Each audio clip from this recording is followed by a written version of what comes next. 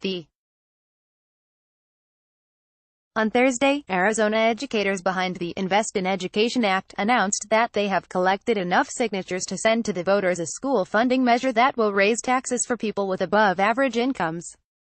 Joshua Buckley, the chair of the committee and the president of the Mesa Education Association, announced that they collected 270,000 signatures, way more than the required 150,642. He called the signature-gathering effort unprecedented, noting the short period of time between when they began collecting signatures and the July 5 deadline. Arizonans know that dedicated funding for public education is critical to the economic vitality of our state, Buckley said.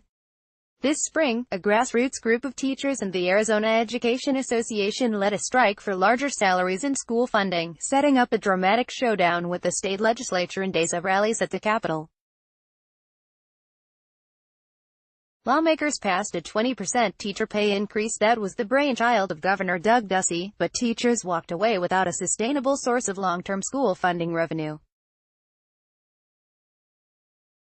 So days after the strike began, the Arizona Center for Economic Progress filed an initiative to raise income taxes. If the ballot measure succeeds, the tax increases will break down like this: individuals who earn more than $250,000 a year and households that earn more than $500,000 will see a 3.46% income tax increase.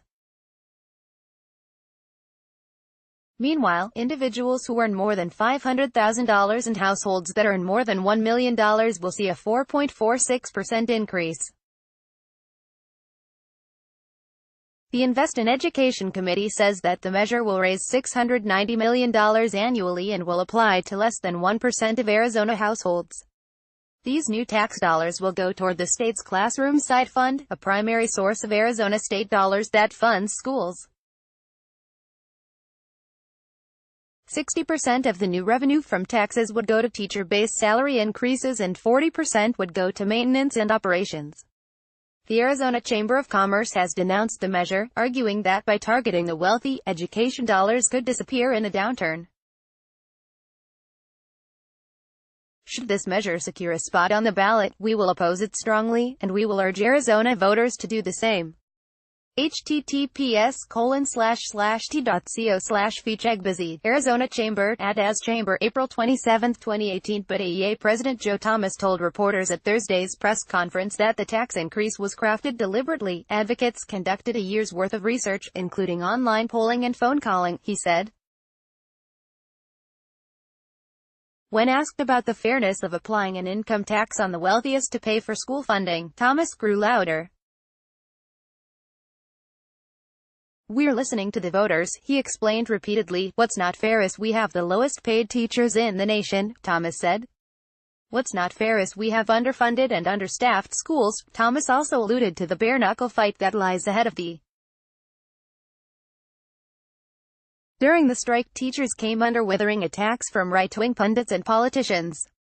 More than a few people, including a couple state lawmakers, attacked the teachers for being socialists. Whether the wealthiest people get on board with the initiative or not, the fight is going to be ugly. "We will be attacked," Thomas said.